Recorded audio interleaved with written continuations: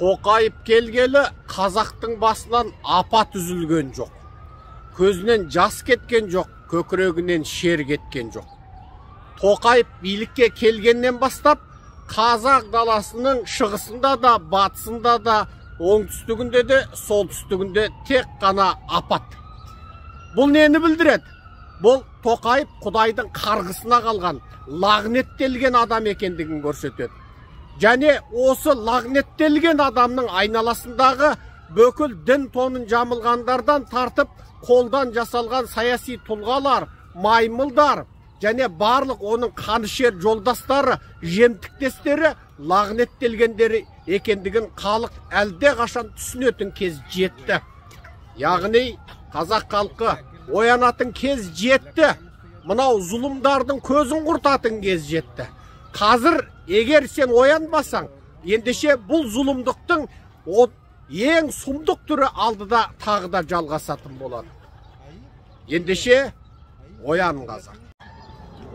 Қазақ апатқа ұшыраса, қазақ халқы жылу жинап мәселені шешеді екен.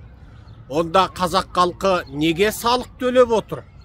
Қазақтың мұнайы мен газы дүние бойынша қор жағынан 4-ші орында.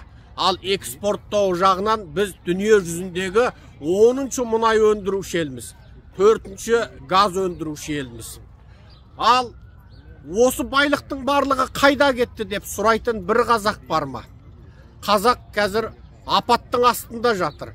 Өліп жатыр. Малы да, жаны да қырылып жатыр. Ал өкімет құрғақ уәдеменен халықты алдап отыр. Қашанға дейін алданасың қазақ? Мына зұлым билік сенің бүкіл байлығыңды шетел асырады. Және тапқан табысының барлығын шетелге тығады. Қазақ жерінде не өндіріс ашпайды, не қазақ апатқа ұшырағанда көмектеспейді. Беремде уәде еткен ақшасының өзі қайыршыға берген жарты жармақтың құнындай ғана бірдеңке. Бұдан өткен қорлық бар ма? Бұдан өткен ашты ажуа бар ма? Ал қазақ малыңда, жаныңда қырылып отырып, жоқшылықта, кедейшілікте, апатта, зұлымдықта жасап отырып, енді мына биліктің несіне бағынасың? Дүрк көтерілетін кез, мына билікті аударатын кез келген жоқ па? Мына мемлекетті қазақтың мемлекеті деп ойламаңдар. Бұл орыс пен Қытайдың қол баласы. Мына зұлым Тоқайып Назарбаев жүйесі орыс пен Қытайдың администраторлары ғана. Олар қазақ халқын мәңгі бақи жоқшылықта, зұлымдықта, езгіде, қараңғылықта, надандықта ұстап отырмақшы. Мына билік бір күн тұрса, қазақ халқы бір күн бақытсыздықта өмір сүреді. Жалғыз ғана жол мына зұлым жүйені тас талқан ету. Су жаңа демократиялы тың дүниені орнату. Ақыры қырылып жатсың, ақыры өліп жатсың, ақыры зұлымдықта, жоқшылықта, кедейшілікте, әділетсіздікте өмірің қор болып өтіп жатыр. Ақыры өледі екенсің. Ақыры зұлымдықпен өмірің өтеді екен. Неге жастығыңды ала кетпейсің қазақ? Өзекті жанға бір өлім емес педі? Ақиқат үшін күресіп өлсең, ендеше жәннаттың есігі саған ашық қой. Молдалар айтқан сабыр деген сөз, ол шариғатқа мүлде қайшы нәрсе.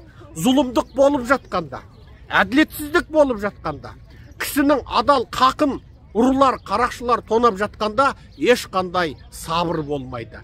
Естеріңізде болсын, мына сектабастар, мына дін тонын жамылған шайтандар қазақты ұйықтатып, наркоздап, мына зұлым биліктің тапсырмасын орындап жатыр. Ал шын мәніндегі нағыз дінде ондай сөз айтылған емес. Есіңді жи, оян қазақ. Қазақ неге бақытсыз? Қазақтың неге көзінен жас, көкірегінен шер арылмайды? Қазақтан неге апат үзілмейді? Неге қазақ өмірі қасіретке толы? Осы мың сан сұрақтың бір ғана жауабы бар. Қазақтың басындағы мың сан азаптың бір ғана қайнар көзі ол қазақ билігі. Сәбет сасыған, отаршылдардың тәрбиесін көрген, орыс тәрбиесін көрген мына зұлым билік қазақтың бүкіл бақытсыздығының бір ғана себебі. Егер қазақ халқы орнынан тұрып, жаппай көтеріліп, мына билікті құлатпаса, демократиялы еркін азат ел орнатпаса, Орыс пен Қытайдың қол баласы болған мына зұлым билік қазақты мәңгі бақи қасіретте, құлдықта, жоқшылықта, кедейшілікте, әділетсіздікте, зұлымдықта ұстап отыра береді. Қазаққа бір ғана жол бар.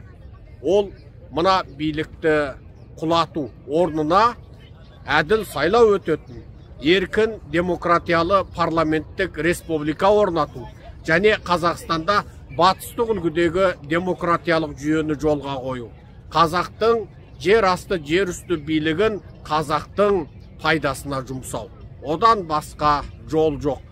Қазіргі қазақ билігінен үміт күту, қазіргі қазақ билігі қазаққа пайдалы жұмыс істейді деп үміт ету, ол надандықтың ең шырқау шыңы. Оян қазақ.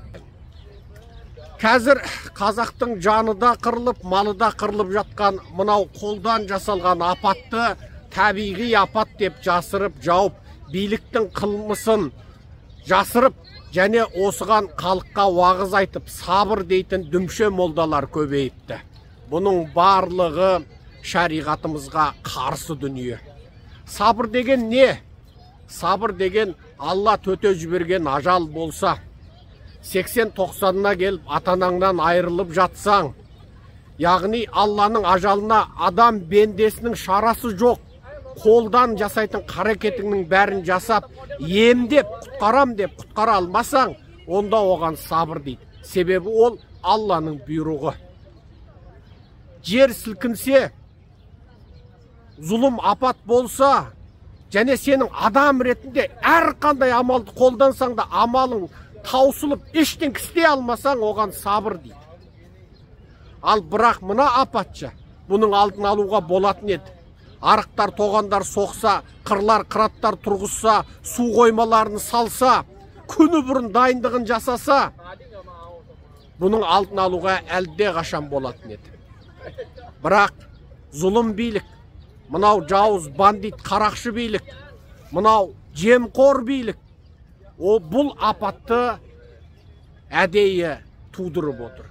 Бұл апат Құдайдың жіберген, тікеден тіке жіберген апат емес. Бұл адами апат болып отыр. Ендеше бұған сабыр деуге болмайды. Әлсізді күшті қорлап тұрса, азды көп қорлап тұрса, зұлым, нақақтан зұлымдығын жасап тұрса, ондай кезде сабыр деп айтпайсың. Аққа жақ боласың, қараға қарсы боласың. Зұлымның қолынан нақақты қорғайсың.